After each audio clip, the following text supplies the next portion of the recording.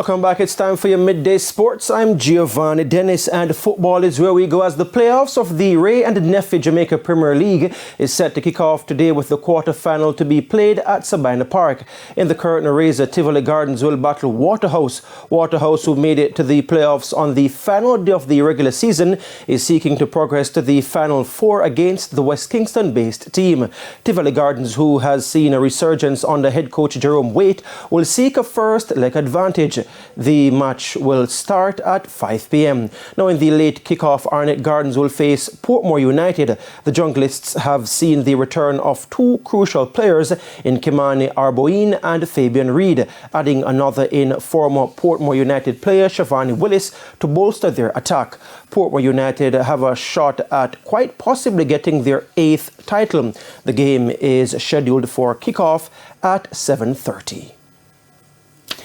In cricket, Jamaica's Stephanie Taylor led the way with 73 of 90 deliveries, including 9 fours, as the West Indies women took an unbeatable 2-0 lead in their series on Sunday after a dramatic 2-wicket win in Karachi. Electing to bat, Pakistan women were bowled out for 223 in the 49th over. Bishma Maroof top scored with 65, while Sidra Amin supported with 50. The pair had shared in an 80-run second wicket partnership. Jamaica's Chanel Henry claimed 3 for 37, while Karishma Ramharak took 3 for 48. In their run chase, the Windies women posted 225 for 8 of their allotted 50 overs, achieving victory off the final ball of the match. Taylor shared a 77 third wicket partnership with Shermaine Campbell, who made 52. Captain Hayley Matthews also made 44. Nidra Dar took 4 for 52 for the Pakistani women. Now, Captain Matthews was particularly pleased with how the first set of batters stepped up. Now, the West Indies women will look to sweep their 3-match one-day international series against Pakistan women when they contest the final game on Tuesday in a day-night affair at Karachi.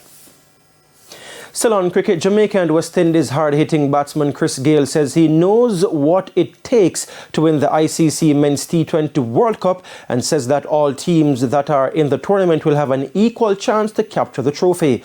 Chris Gayle, who recently told TVJ Sport that he's confident the Windies can win the ICC T20 World Cup, says it will be a challenging task. First thing, you got to try and make it to the Final Four. Yeah.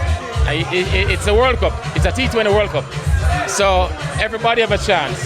You know, there's no underdogs, because the weaker teams can beat the bigger teams as well. So you cannot take anyone for granted. But the first objective is to try and make it to the final four, and then anything can happen from there. The ICC T20 World Cup is scheduled to be played in the Caribbean and the United States from June 1 to 29.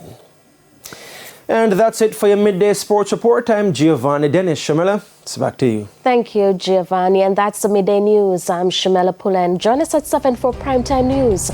On behalf of the news, sports and production teams, good afternoon.